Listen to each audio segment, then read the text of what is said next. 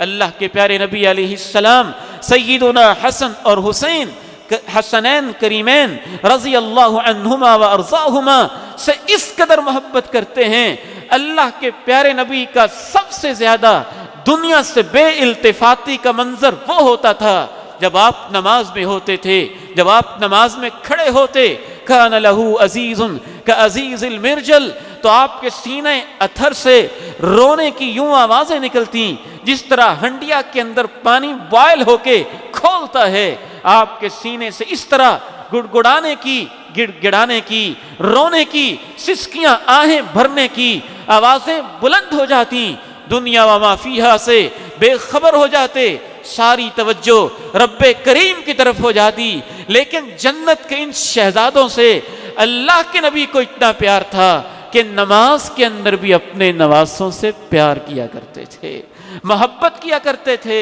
ذرا احادیث سنتے چلے جائیے.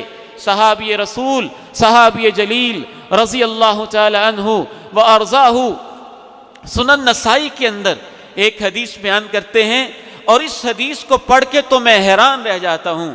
فرماتے ہیں کوئی ایک نماز تھی، احدی صلاتي العشی، یا ظہر کی تھی یا عصر کی تھی. اللہ کے پیارے نبی علیہ السلام تشریف لے آئے مسجد نبوی میں.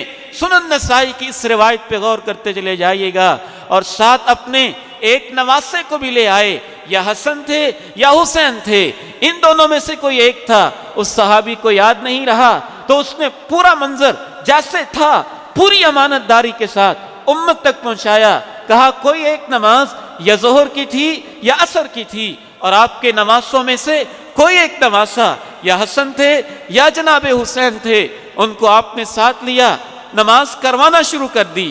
اکیلے نہیں پڑھ رہے، جماعت کروا رہے ہیں.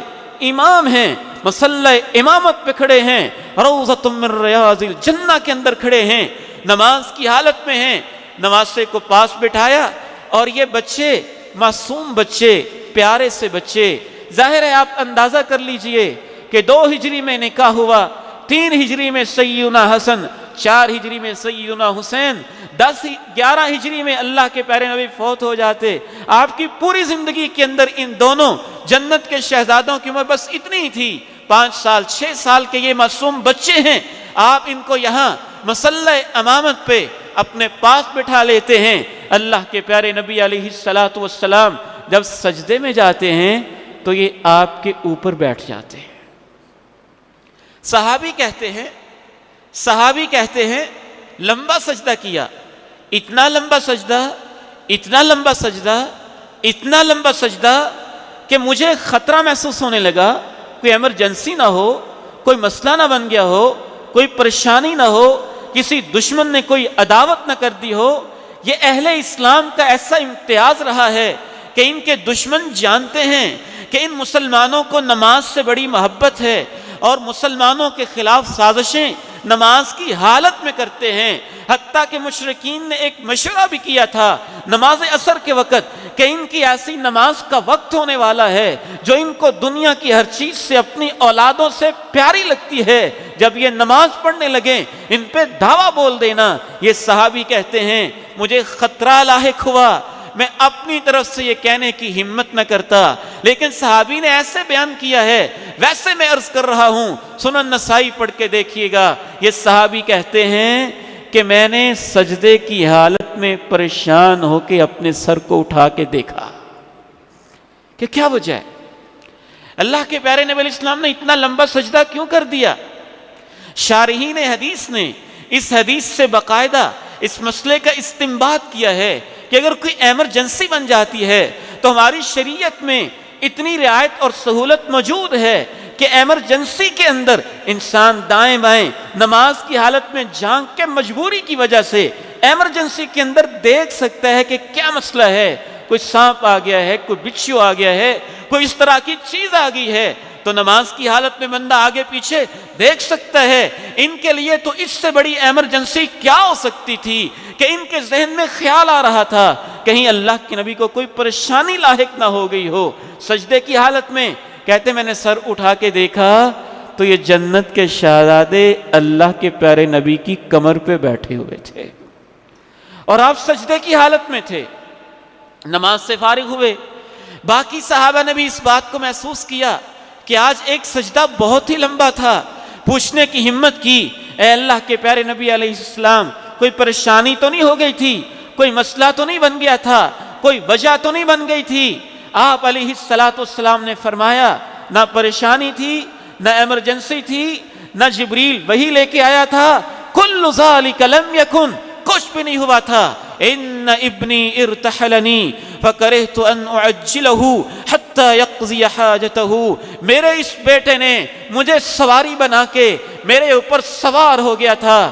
میں نے کہا نواسا ہے نا, جنتی شہزادہ ہے, علی کا بیٹا ہے, فاطمہ کے جگر کا ٹکڑا ہے, میرا نواسا ہے. میں نے کہا معصوم بچہ ہے, کس محبت کے ساتھ میری کمر پہ بیٹھ گیا ہے. میں نے کہا جب تک یہ خود اٹھے گا نہیں, میں سجدے سے اپنے سر کو اٹھاؤں گا نہیں. نماز کی حالت میں اپنے نواسوں سے, سیدین کریمین سے, حسنین سے, جنت کے شہزادوں سے اللہ کے پیارے نبی علیہ السلام اس انداز میں محبت فرما رہے ہیں. ایک اور صحابی بیان کرتے ہیں, ایک اور نماز کی کیفیت بیان کرتے ہیں. اس حدیث کے راوی سیدنا ابو ہریرہ رضی اللہ تعالی عنہ ہیں. یہ ظہر یا عصر کی بات تھی. سیدنا ابو ہریرہ نماز عشاء کی کہانی سناتے ہیں. کہتے ہیں نماز عشاء کا وقت تھا, اللہ کے پیارے نبی علیہ السلام نے نماز عشاء کی امامت فرمائی. بچے آپ کے ساتھ تھے, یہ جنت کے شہزادے آپ کے ساتھ تھے, اور نماز کی حالت میں بھی آپ کے پاس ہی تھے. اور جب آپ نماز سے فارغ ہوئے, آپ نے ان دونوں بچوں کو اپنی گود کے اندر بٹھا لیا, گود کے اندر بٹھا کے ان سے پیار کیا. اور میں نے جا کے عرض کی, اے اللہ کے پیارے نبی علیہ السلام, اگر آپ اجازت دیں تو میں ان بچوں کو گھر چھوڑ آؤں. آپ نے فرمایا الحقا بی امیکما, یہاں دونوں شہزادے موجود ہیں. کہا جاؤ تم دونوں اب اپنی ماں کے پاس, اپنی والدہ کے پاس, سیدہ فاطمہ کے پاس چلے جاؤ. سیدنا ابو ہریرہ رضی اللہ تعالی عنہ بیان فرماتے ہیں کہ جو ہی میں جنت کے ان شہزادوں کو گھر چھوڑنے کے لیے کھڑا ہوا, آسمان سے ایک روشنی, ایک بجلی, ایک چمک نمودار ہوئی. عشاء کا وقت تھا, اندھیرا تھا, ہر سو اندھیرے چھائے ہوئے تھے.